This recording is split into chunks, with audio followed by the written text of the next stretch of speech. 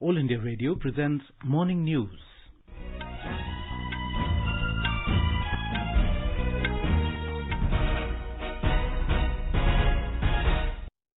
Good morning, I'm Sunil Verma and with me is Sairam Mujtaba.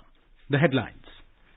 Government to give property cards under Swamitwa scheme to every household in the next 3 to 4 years. Prime Minister Narendra Modi says it will ensure easy access to bank loans.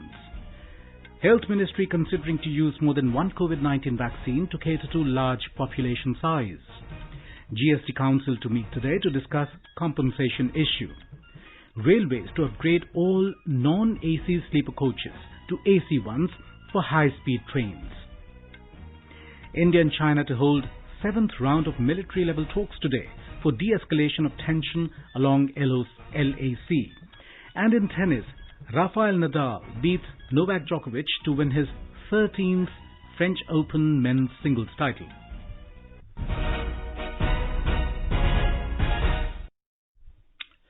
As the nation fights the COVID-19 pandemic, we begin with a note of precaution to stay safe and stay protected by following these 3 simple steps. Wear face masks. Maintain 2 gaz ki duri for social distancing. Focus on hand hygiene and face hygiene. And now the news in details. Prime Minister Narendra Modi yesterday launched the physical distribution of property cards under the Swamitwa scheme through video conferencing to transform rural India and empower millions of people. The survey of villages and mapping with improvised technology in village areas, Swamitwa, is a central sector scheme which was launched in April this year with an aim to provide the record of rights to village household owners in rural areas and issue property cards.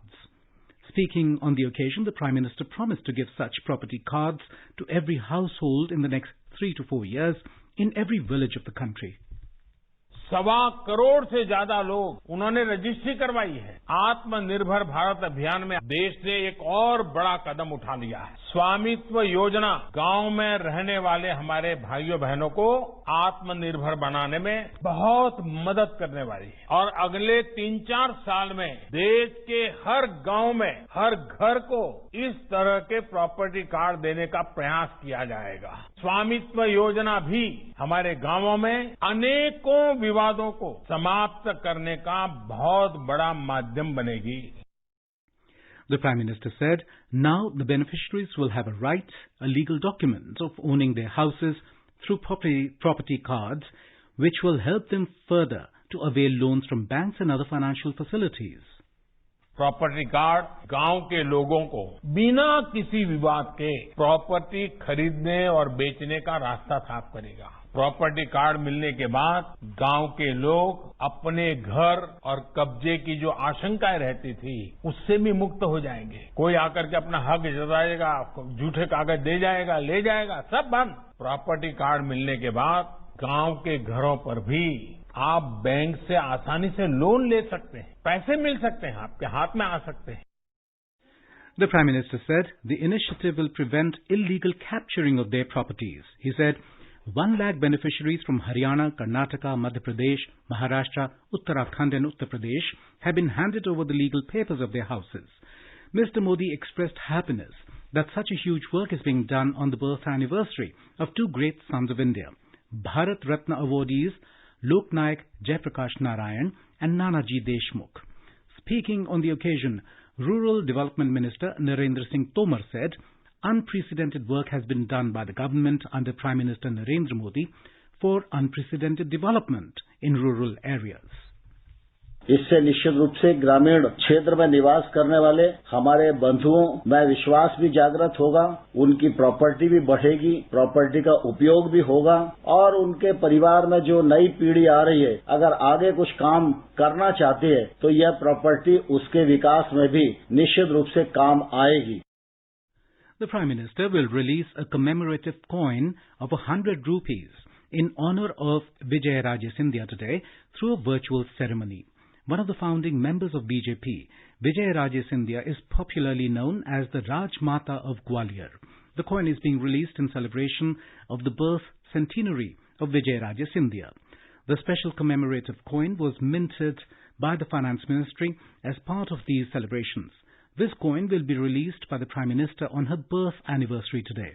Vijayaraje Scindia was elected to Lok Sabha 7 times and twice to the Rajya Sabha. Finance Minister Nirmala Sitharaman will chair the 43rd Gst Council Meeting through video conferencing in New Delhi today. The decision on the mode of payment of pending GST compensation share of the states is likely to be discussed in the meeting. The meeting will be attended by Minister of State for Finance, Anurag Thakur, and Finance Ministers of States and Union Territories. In the last meeting, Mrs. Sitharaman had assured that states' goods and services tax revenue shortfall this year, either due to GST implementation or due to COVID, will be met completely. She said that nobody is going to be denied compensation for losses. In the 41st meeting of the GST Council in August, the centre had given 2 borrowing options to states to meet GST compensation requirement for the current financial year.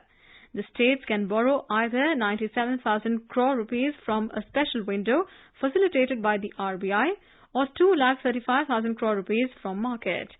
The Finance Ministry had said 21 states had opted to borrow 97,000 crore rupees to meet the GST revenue shortfall.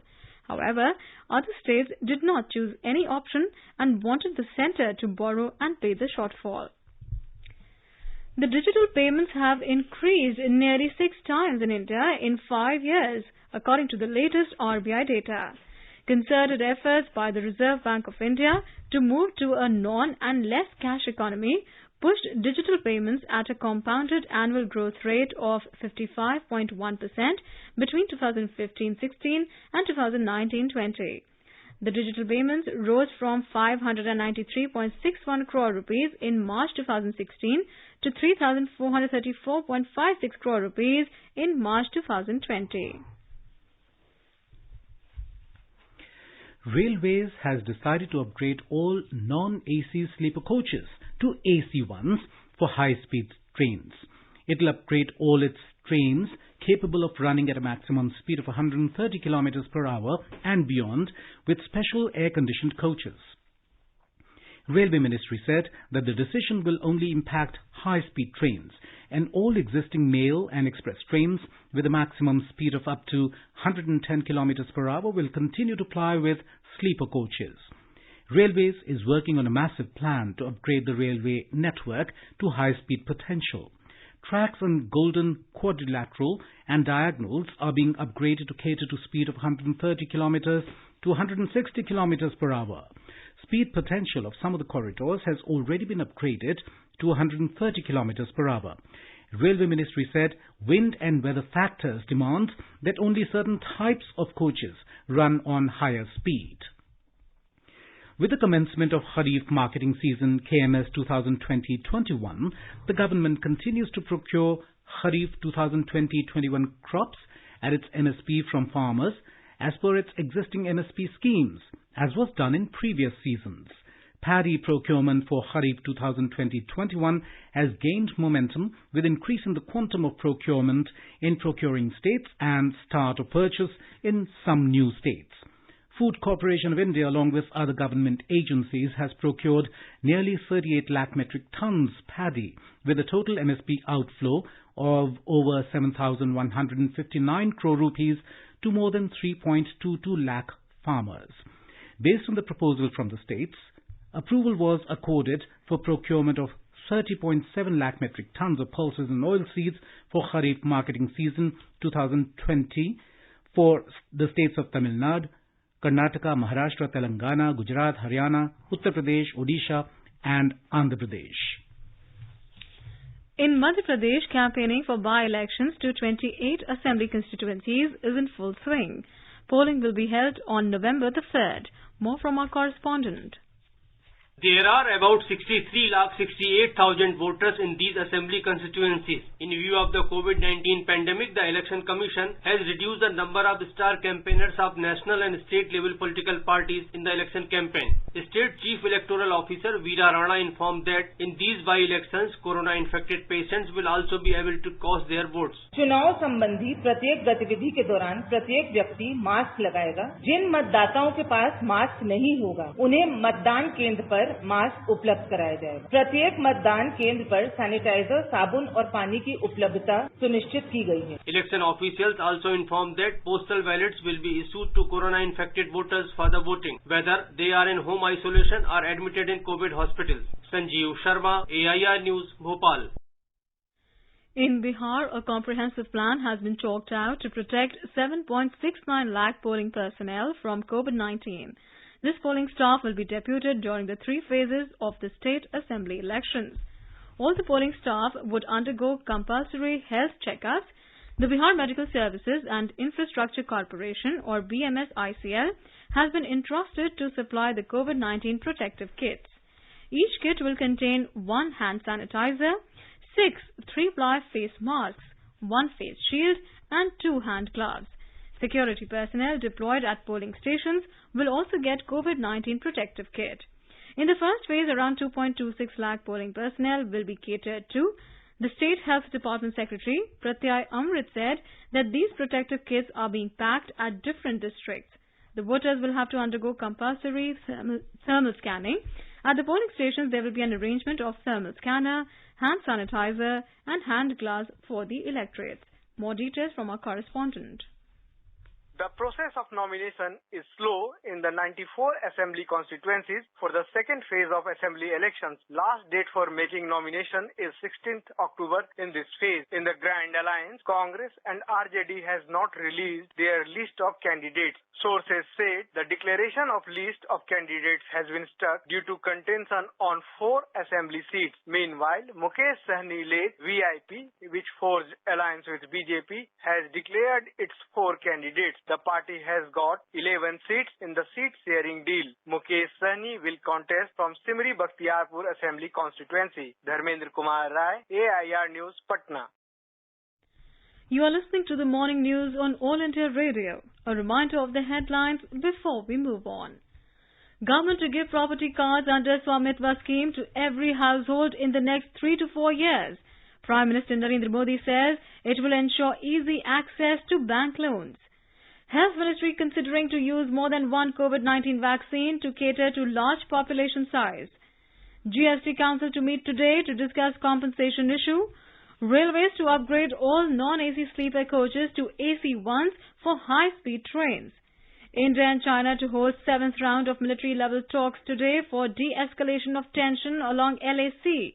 And in tennis, Rafael Nadal beats Novak Djokovic to win his 13th French Open men's singles title. For quick news updates round the clock, follow us on our Twitter handle at AIR News Alerts. 3 steps to stay protected and stay safe from COVID-19. Wear face mask, 2 gaz ki duri to maintain social distancing, maintain hand and face hygiene.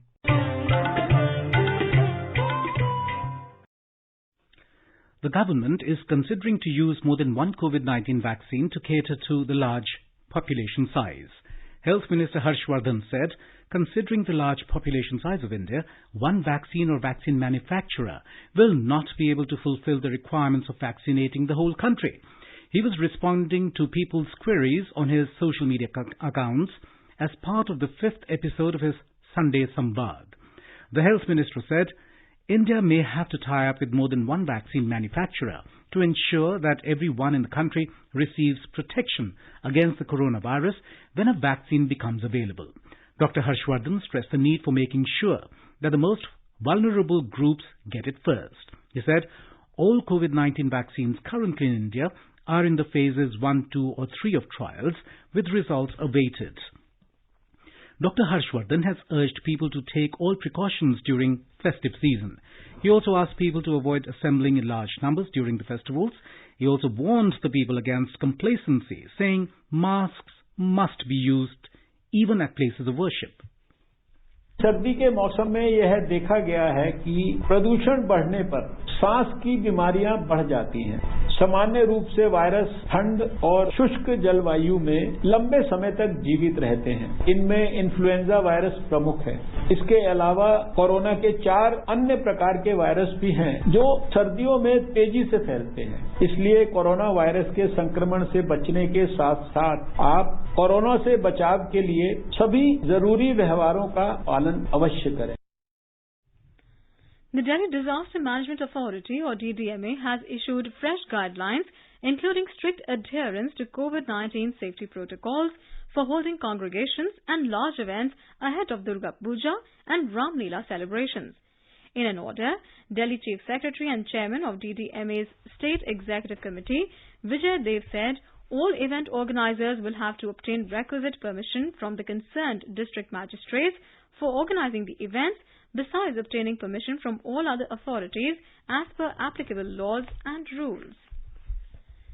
The Chhattisgarh government has issued guidelines regarding the upcoming Navratri and Dussehra festivals in the wake of spread of COVID-19 infection. Besides, authorities in tribal Bastar division has appealed to the devotees not to be physically present during the various rituals of the famous Bastar Dussehra. A report.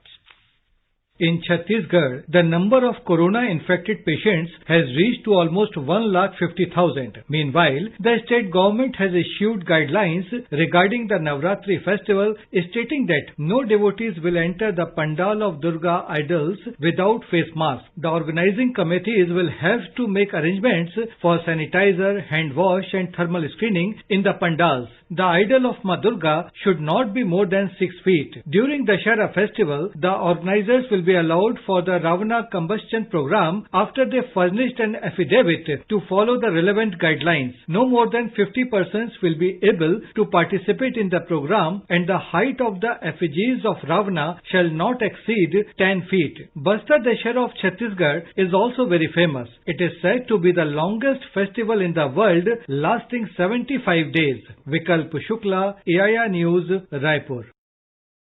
Maharashtra School Education Minister Varsha Gaikwad has announced that schools will not reopen before Diwali as the coronavirus cases continue to rise in the state. She said the government is exploring various options and the main challenge is to find a way to end the academic year and assess students. The state Higher and Technical Education Minister Uday Samant also said his department does not intend to reopen colleges until the COVID-19 situation is under control. In Kerala, the tourist destinations will start welcoming tourists under strict COVID-19 norms from today. The hill, adventure, backwater and Ayurveda tourist destinations will be reopened for the domestic tourists, while the beach destinations will remain closed and will be opened on November the 1st, as it is difficult to place restrictions for the entry of tourists on beaches. In Tamil Nadu, the recoveries from COVID-19 crossed the 6 lakh mark yesterday against a total infection of 6,56,000. Our correspondent reports that the state administration is planning to accelerate awareness programs in the state in sustaining the safety habits of the public against the pandemic. In Tamil Nadu, the active COVID-19 cases are dipping very marginally on a sustained basis for the past few weeks. However, authorities insist that it should not lead to any compromise in following the safety protocols. Precautionary measures are being intensified in the interstate entry points. The administration is planning to involve various segments, including the self-help groups, in popularizing the messages on the need to wear masks, maintain hand hygiene and social distancing. They are necessitated due to the fact that more than 30% of the public are observed to be ignoring wearing masks, as said by the State Health Secretary Dr. J. Radhakrishnan recently. Jai Singh, AR News, Chennai. In Karnataka, 9,523 new COVID-19 cases were reported yesterday. A total number of 10,107 people recovered from the disease and were discharged from various hospitals in the state, and the total number of recoveries have gone up to 5,80,054. Here is a report. Karnataka Chief Minister B.S. Yediyurappa yesterday ordered a 3-week mid-term holiday for all types of school activities in the state from today till 30th of this month in the wake of teachers and students having contracted COVID-19. In a statement, the Chief Minister said that keeping in mind the health of teachers and students, he has directed the senior officials to issue order declaring the 3 weeks mid-term holiday. The Chief Minister also pointed out that the government had already decided not to reopen schools and had suspended the Vidyagama outreach program. An order was issued yesterday to stop any online and offline activities in the education department. R. Murthy, AAR News, Bengaluru. In Odisha, the COVID-19 active caseload has further gone down to 26,891, with a recovery of 3,342 patients during the last 24 hours. The cumulative recovery has increased to 2,27,615. Our correspondent has filed this report. While the virus is far from taking a turn around in the state, it continues to trail behind the number of patients getting cured every day. As against a Delhi infection of less than 3,000, the Delhi recovery has been on the higher side of 3,000 during the last few days. Though the cumulative caseload has crossed 2.5 lakh mark yesterday, the infection is active for only less than 27,000 patients as on date. Meanwhile, the state government, actively chasing the virus, has been appealing people having cough, cold and fever to volunteer COVID-19 tests to ensure an early exit for the virus. Girish Chandra Das, Bhubaneswar. The government today said that the top 5 states in terms of percentage of active COVID cases, case fatality rate and recovery rate are showing gradual improvement in their performance. These states are Maharashtra, Karnataka, Kerala, Andhra Pradesh and Tamil Nadu. In a tweet, the Health Ministry said the centre is strengthening the public health response of the states by providing them funds, medical supplies, SOPs and central teams. Talking to All India Radio, Dr. Naresh Gupta, Senior Physician, MAMC, New Delhi, said that amid the COVID-19 pandemic and in view of the upcoming winters, people need to apply double safety measures as many seasonal infections-related diseases get active. He urged everyone to wear a face mask to stay protected. हमें अपनी जो सावधानियां हैं वो छोड़नी नहीं है. जहां चूक हुई वहां ये दोबारा आ सकता है. और दूसरा ये कि अभी गया नहीं है कि अब जैसे सर्दी शुरू हो जाएंगी तो ऐसी हालत में हर किसी को ध्यान रखना चाहिए. अब हमें कोविड से ही नहीं बचना है, बाकी चीजों से भी बचना है. सर्दी से भी बचना है. सर्दी से होने वाली इन्फेक्शन होती है, निमोनिया होता है, इन्फ्लुएंजा होता है, बच्चों में मीजल्स होता है, हीमोफिलस होता है, सबसे बचना है. इसमें जो मास्क लगाएंगे वो अच्छा रहेगा.